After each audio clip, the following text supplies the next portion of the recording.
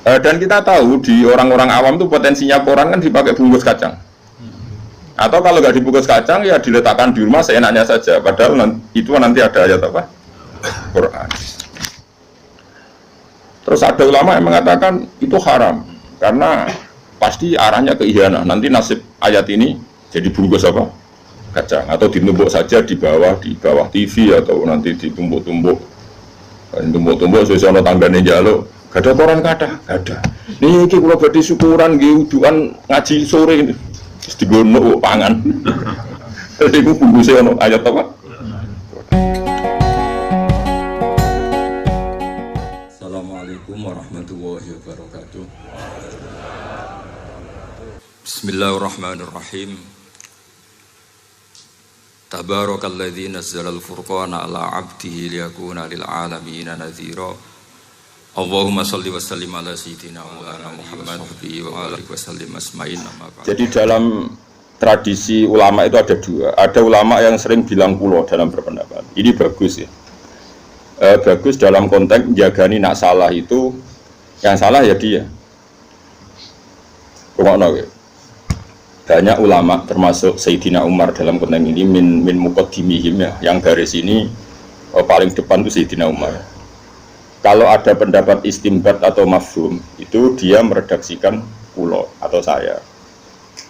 Terus ada beberapa ulama dan ini juga diikuti mayoritas juga. Yang kalau pendapat yakin benar itu bilang kita atau kami. Nah ini saya cerita rungokno mawon. Sampean boleh gak sependapat karena ini masalah-masalah istimbat. Ketika Mbak Najwa Shihab itu putrinya Pak Quraish Shihab itu datang ke sarang itu ada Mbak Mun, ada Gus Zofur, ada orang banyak. Ini penting saya katakan ada orang banyak karena ini butuh saksi ya. Beliau muji abahnya Pak Quraish Shihab itu begini alasannya. Abah saya itu Habib, orang tahu semua ijma lah kalau Pak Quraish Shihab itu Habib, tapi nggak pernah memperlihatkan Habibnya. Itu diantara sifat yang beliau puji. Dua, abah saya itu nggak pernah kalau bilang saya kalau berpendapat, tapi bilang kita.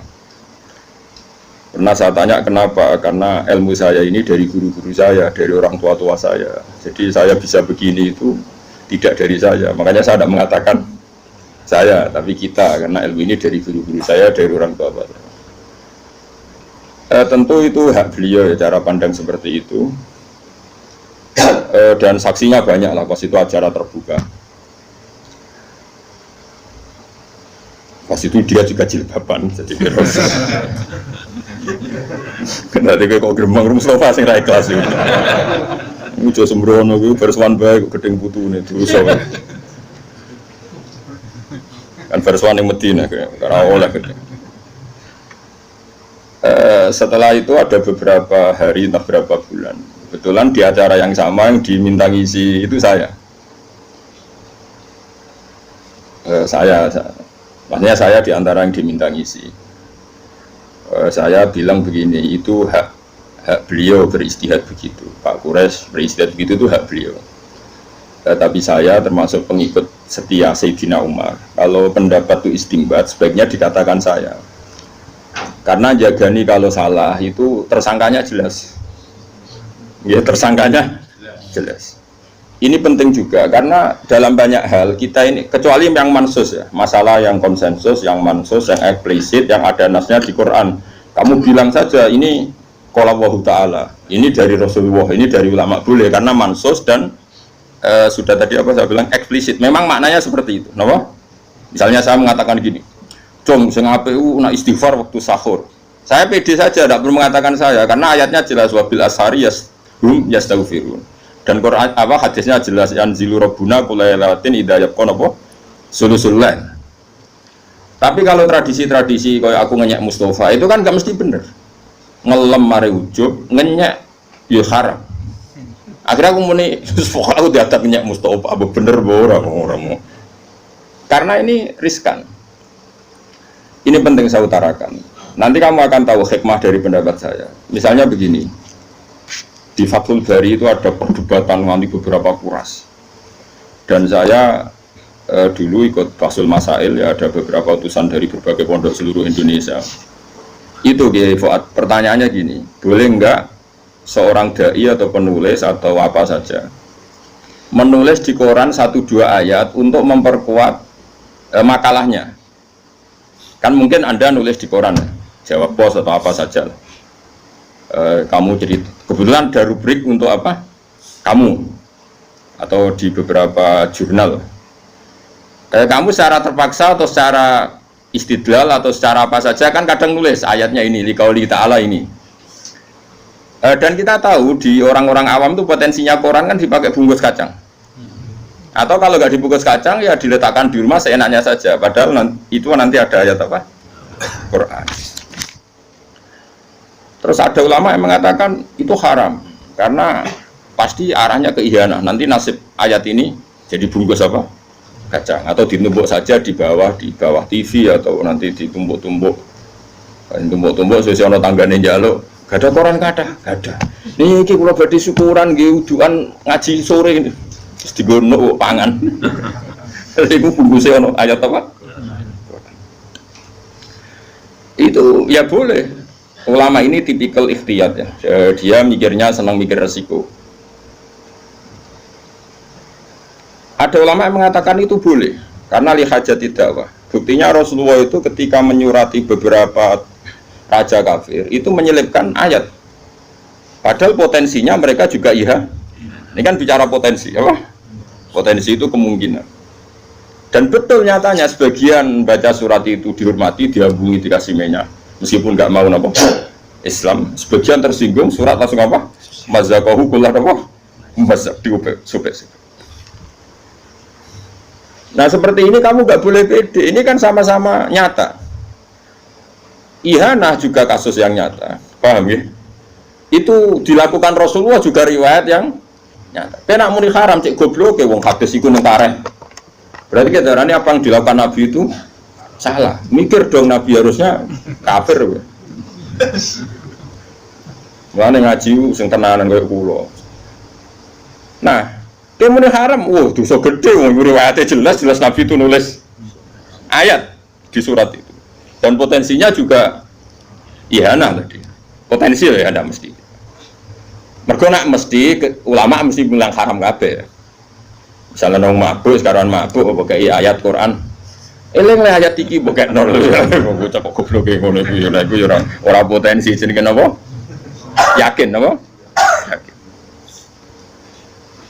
Nah, seperti itu kalau dalam konteks seperti itu sebaiknya ulama bilang saya wa indi kada, makanya di mu'in di beberapa fikih wa indi kada, wa qulu ana kada. Karena nggak mungkin seperti ini nggak diserang pihak lain atau kemungkinan disepakati kan nggak mungkin. Karena ini istimbat, semuanya berpandangan sendiri-sendiri dan nanti tanggung jawab di depan Allah sendiri. Nah, makanya di mu'in sering ada pendapat la'an al-qoboha ta'ala begini, saya ketemu Allah siap dengan pendapat ini. Itu karena dia merasa pede. Tapi tetap bilang saya. Kenapa bilang saya? Jagani kalau ada salah itu bertanggung jawab apa? Bertanggung jawab apa? Sendiri. Nah ini penting saya utarakan karena nanti kamu dalam makna Al-Quran atau makna hadis yang kesimpulannya saya ulang lagi yang apa? Kesimpulannya itu kita tidak pernah bisa yakin benar. Meskipun teksnya mesti benar. Misalnya gini hadis ini. Gak bersamaan melek huruf tenan, melek istihad tenan. Awas nawar. Mayuridillahu bi khairan yufaqihu fiddin. Teks aslinya di Bukhari, saya hafal. Mayuridillahu bi khairan yufaqihu fiddin. Siapa saja yang digedaki Allah baik pasti ditakdir alim. Wah itu jelas maknanya seperti itu. Terjemahannya mana seperti? Mbok takono sarjana sing nyarani iso bahasa Arab lah mesti ngartekno seperti itu. Oke itu benar terjemahan. Tapi nak mbok mafhum berarti wong nak rapati alim, yo rapati dikersakno Allah apik. Oh itu tersangkanya kan jutaan orang. Rata-rata orang kan tidak alim dan menjadi tersangka gara-gara mafhum mukhalafah Anda. Nggih mboten.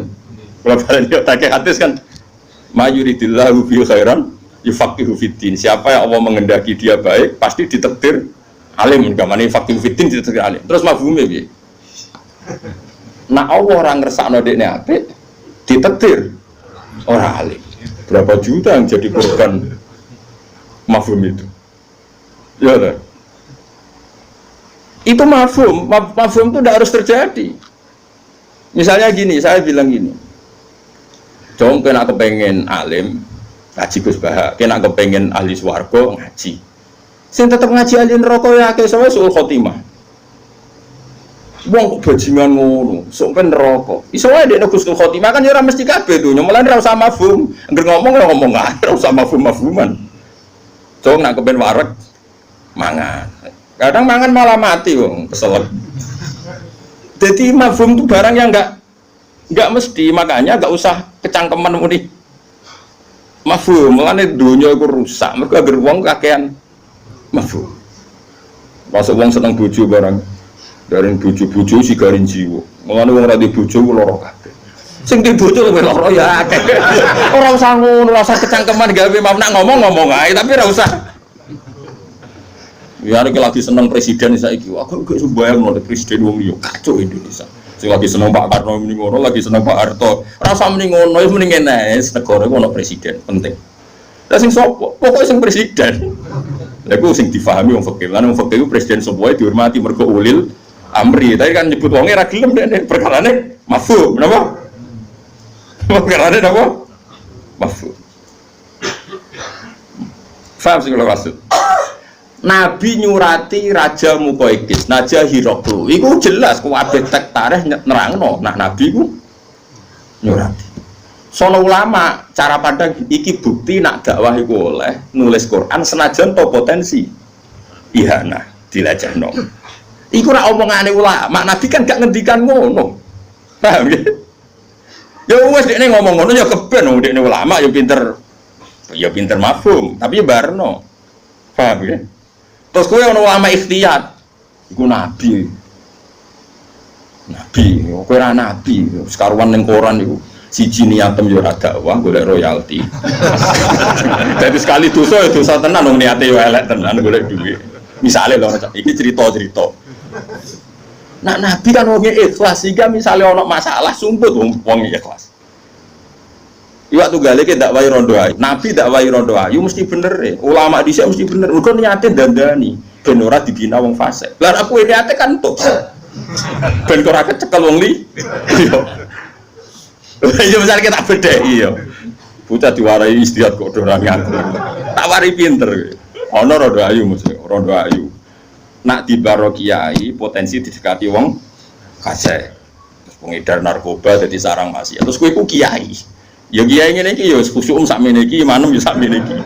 Terus tak aku Gus, apike kula terjun tak apa. Gayane takok tapi di keputusan. Ya saya wong takok ora mau gaya-gayanan tok. Apike nimpakno dosa ning sing ditakoki.